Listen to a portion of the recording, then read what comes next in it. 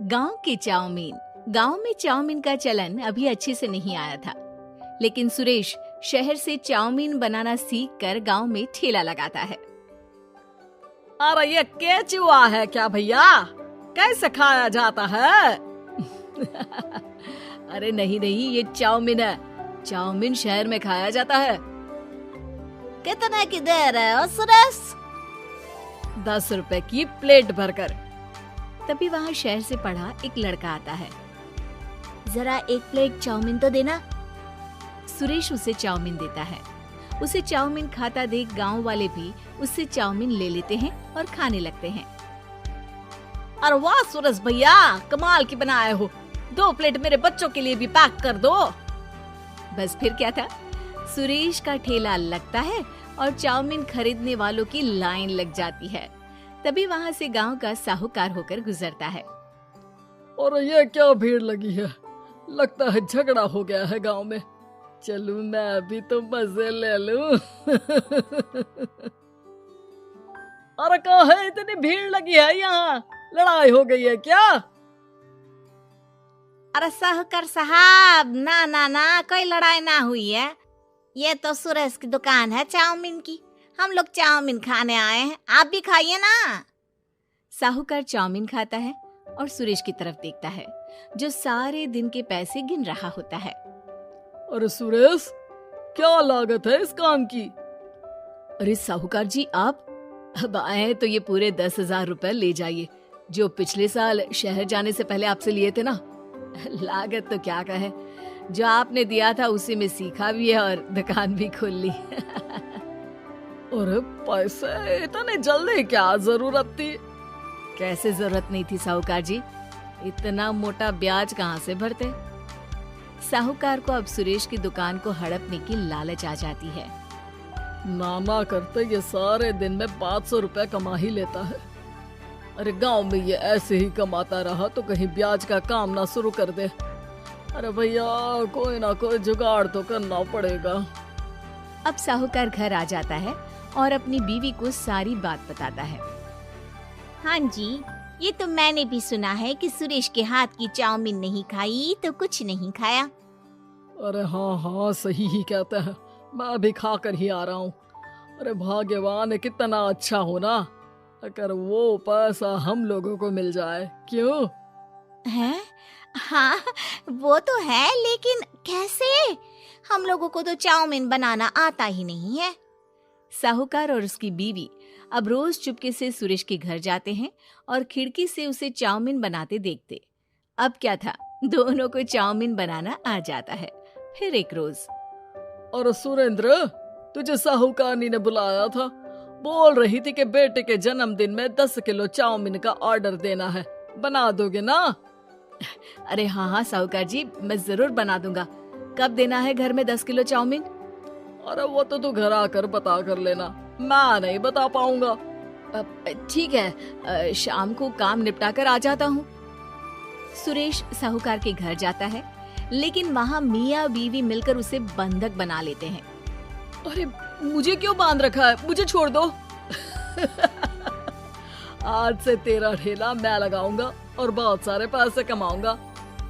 साहूकार एक आदमी को सुरेश की निगरानी में लगा देता है और वहाँ से चला जाता है। अगले दिन,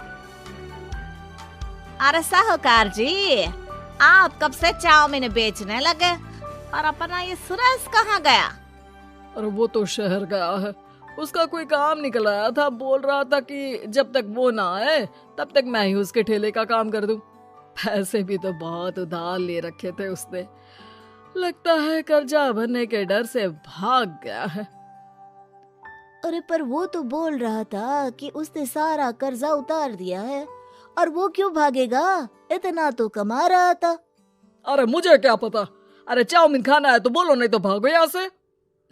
अरे हाँ हाँ, दे दो दे दो। अब तो चाउमीन खाना पूरे गांव के लोगों के लिए आदत ही बन गया है। ना खाओ तो नींद ना आए। हाँ हाँ, तो लो और निकालो 50 रुपए।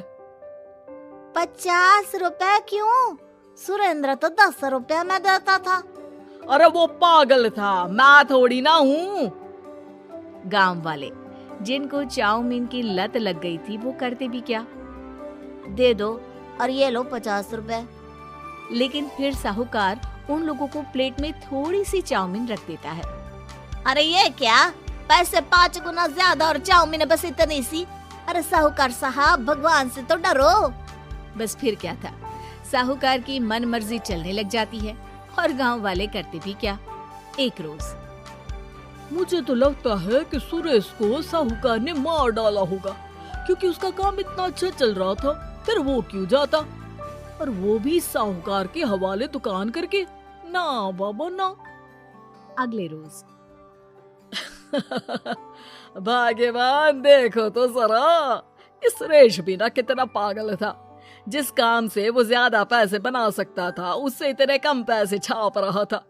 50 रुपए प्लेट में भी गांव वाले खूब खा रहे हैं चाउमीन। हाँ जी, और जितने में वो लोगों को 10 प्लेट खिलाता था। भर भर कर हम लोग उतने में 20 प्लेट बना रहे हैं, क्यों जी? वहीं सुरेश रोज भगवान से मांगता कि बस एक बार वो किसी तरह वहां से निकलने में कामयाब हो जाए, लेकिन उसकी हर कोशिश नाकामयाब होती। फिर एक दिन, अरे भाग्यवान, ऐसा कुछ करो कि चाउमीन बनाने का खर्चा आधा हो जाए, जिससे हम लोगों को और मुनाफा हो।